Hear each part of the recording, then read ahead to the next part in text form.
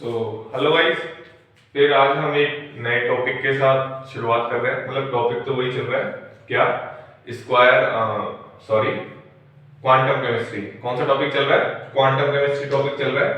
तो quantum chemistry में हमने क्या क्या पढ़ लिया, अभी थोड़ा सा देख लेते हैं। हमने क्वांटम केमिस्ट्री में पढ़ लिया Schrodinger wave equation. Schrodinger wave equation के बाद अपन ने क्या पढ़ लिया, उसके अपन ने एप्लीकेशन पार्ट पर आ गए थे। एप्लीकेशन पार्ट में आने के बाद सबसे पहले फॉर्मूले को तो भूल ही गए कि क्वांटम केमिस्ट्री में अपन ने क्या पढ़ लिया था, फॉर्मूले।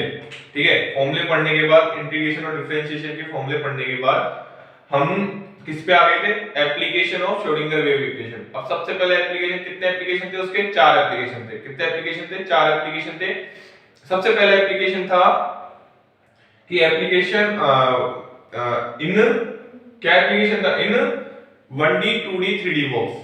ठीक है, ट्रांसलेशनल मोशन की बात कर रहे थे अपन। पार्टिकल इन अ बॉक्स इसका फर्स्ट एप्लीकेशन था, तो अपन उसकी बात कर रहे थे। पार्टिकल अपन ने 1D में पढ़ लिया, 1D 2D 3D तीनों के फॉर्मूले पढ़ लिए। अब अपन एक एक बॉक्स को थोड़ा थोड़ा जान रहे हैं, जिससे क्या होता है कि क्वेश्चन बिल्कुल भी गलत नहीं हो।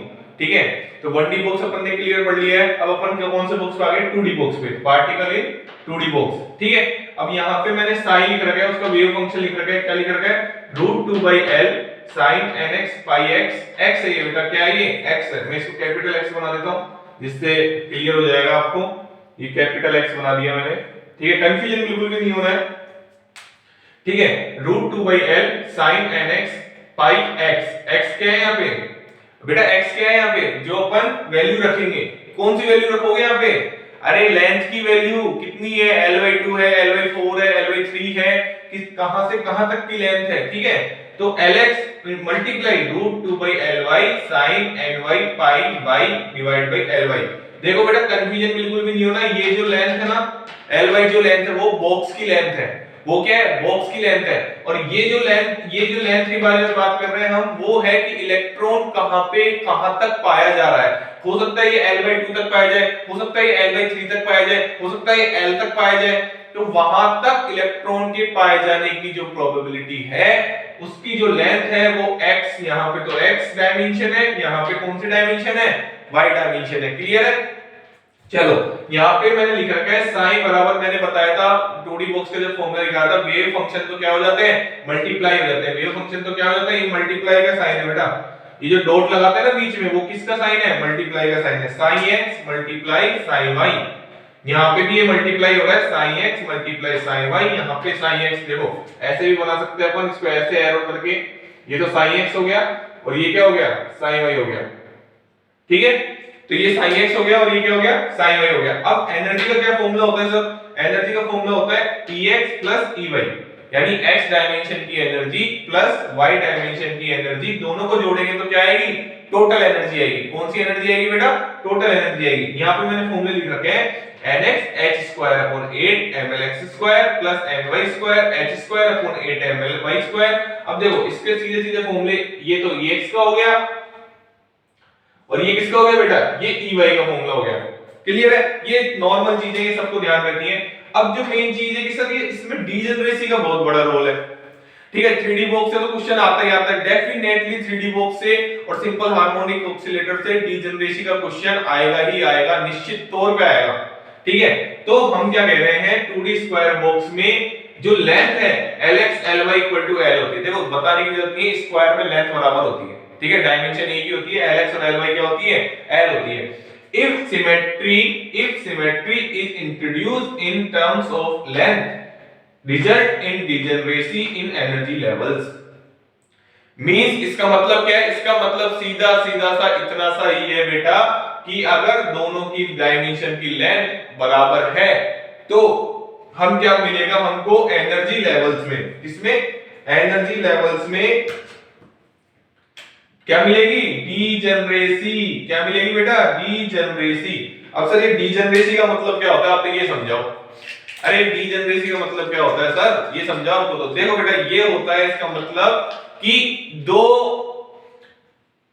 डायमेंशन को आप अगर एक दूसरे में इंटरचेंज करते हो तो एनर्जी लेवल्स अगर सेम आ जाता है, दो डायमेंशन जैसे x और y डायमेंशन है, उसको आप चेंज कर रहे हो, y और x कर रहे हो, तो अगर एनर्जी सेम आ रही है तो उसको हम बोलेंगे डीजनरेट एनर्जी, डीजनरेट लेवल्स। जैसे फॉर एग्जांपल मैंने यहाँ पे E1 लिख रखा है 1.1 उसकी एनर्जी जब अपन यहाँ पे 1 Nx की जगह 1 रखेंगे, Ny की जगह 1 रखेंगे, तो क्या निकल के आएगा 1 square 2h square upon 8ml square. Clear है? जब अपन 1 2 अब देखो 1 2 को अरेंज करने के कितने, ये आपने वो पढ़ी होगी परम्यूटेशन एंड कॉम्बिनेशन, ठीक है। वैसे तो मेरा भी बहुत वीक चैप्टर था, बट थोड़ा बहुत इसमें कुछ भी नहीं है। 1 2 को अपन 2 1 भी लिख सकते हैं ना। जैसे x की डायमेंशन एक टाइम पे 1 थी तो दूसरे टाइम पे क्या हो जाएगी 2। x की डायमेंशन एक समय पे 1 थी और y की डायमेंशन 2 थी यहां पे, ठीक है, यहां पे, ठीक है। इसको मान लेते हैं nx, जैसे मैं लिख भी देता हूं, ठीक है। इसको मान लेते हैं nx और इसको मान लेते हैं ny, ठीक है। तो ये nx ये ny, यहां पे ये nx क्या हो गया 2 हो गया, यहां पे ny क्या हो गया 1 हो गया। तो जब एनर्जी को जोड़ेंगे 1 को यहां रखेंगे 2 को यहां रखेंगे, वो कैसे भी रख लो उसको, तो कैसे भी रखने के बाद एनर्जी क्या आ रही है सेम आ रही है। तो एनर्जी अगर सेम आ रही है तो उसको हम बोलते हैं टू डीजनरेट स्टेट। क्या बोलते हैं? टू डीजनरेट स्टेट बोलते हैं। ये क्लियर हो गया। अब सेकंड E3 पे आते हैं। E3 में क्या है 2,2 रखेंगे। अब ये रख कैसे रहे हो सर, हमको कैसे समझ में आएगा? देखो बेटा, अगर एनर्जी हम हमेशा ऊपर नीचे से ऊपर इंक्रीज ऑर्डर में होती है, ये तो आप सब अच्छी तरह जानते हो कि एनर्जी जो होती है नीचे से ऊपर क्या होती है इंक्रीज ऑर्डर में होती है। तो ये तो क्लियर है सर। यहाँ पे मैंने लिख भी रखा है कि एनर्जी क्या हो रही है नीचे से ऊपर जाने पे इंक्रीज हो रही है। चलो ठीक है सर, ये बात तो समझ में आ गई आपकी। अब ये चीज देखो, जैसे 2,2, अब ये रख कैसे? अरे रख के देखो ना यार, गिनती 1 से चालू होती है, 0 रख नहीं सकते, नहीं तो वेव फंक्शन क्या हो जाएगा 0। अगर जैसे 0 रखोगे तो वेव फंक्शन 0 हो जाएगा। फिर क्या कर रहे हो, पार्टिकल को कहां ढूंढ रहे हो अगर वो है ही नहीं तो।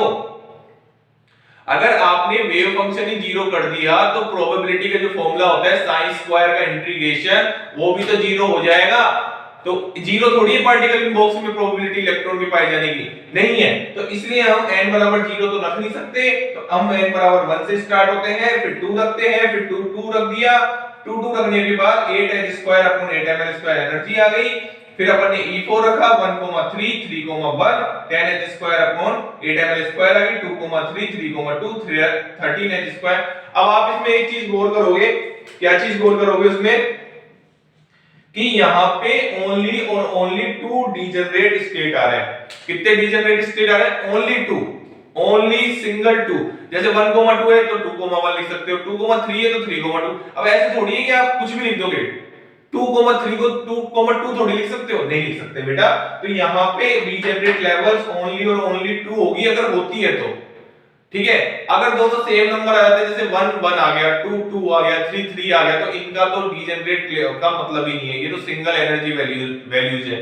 बट नहीं, सिंगल एनर्जी वैल्यूज तो डीजनरेट वाली भी है, क्योंकि एनर्जी डीजनरेट को बोला ही जब जाता है जब एनर्जी तो सेम होती है लेकिन डायमेंशन क्या हो रही है, चेंज हो रही है। जैसे x की y हो रही है और y की x हो रही है, ठीक है। तो ये चीज ध्यान रखना। अब मैंने यहाँ पे एक रेड पेन से एनर्जी गैप भी बना रखा है। देखो सीएसआईआर नेट पे कम से कम नहीं तो 4 बार क्वेश्चन आ चुका है एनर्जी गैप पे। वो ऐसे बोलता है कि 3D बॉक्स की एनर्जी, 2D बॉक्स की एनर्जी और 1D बॉक्स की एनर्जी का डिफरेंस ग्राउंड स्टेट और एक्साइटेड स्टेट में ऑर्डर बताओ। और इसमें बहुत गलतियां हो जाती हैं कभी, मैं लिटरली बोल रहा हूं, ये लगती तो इतनी सिंपल चीज है लेकिन वहां पे क्वेश्चन डेफिनेटली गलत होता है, ठीक है। अपने एक्सपीरियंस से बोल रहा हूं, मैं बिना एक्सपीरियंस के कुछ बोलता नहीं हूं। ये ध्यान से सुन लेना। फर्स्ट स्टेट एंड जो ग्राउंड स्टेट है वो कौन सी स्टेट है 1,1 और फर्स्ट एक्साइटेड स्टेट कौन सी 2,1। अब एक्साइटेड स्टेट किसको बोलते हैं? जहां पे हम ग्राउंड स्टेट +1 स्टेट को हम क्या बोलते हैं? एक्साइटेड स्टेट बोलते हैं। क्लियर है? सेकंड एक्साइटेड स्टेट बोल दिया, फर्स्ट एक्साइटेड स्टेट बोल दिया तो 1,2,2,1 और सेकंड बोल दिया तो 2,2 3 बोल दिया तो 1,3 3,1। दैट क्लियर ना। ग्राउंड स्टेट है E1, ठीक है। फर्स्ट एक्साइटेड स्टेट है E2 क्या है 5h square upon 8ml square. अब दोनों का डिफरेंस पूछेगा तो डिफरेंस क्या होगा 3h square upon 8ml square. क्या होगा बेटा 3h स्क्वायर अपॉन, इन दोनों को माइनस कर देना, 5 में से 2 गया तो 3 बचेगा, 3h square upon 8ml square.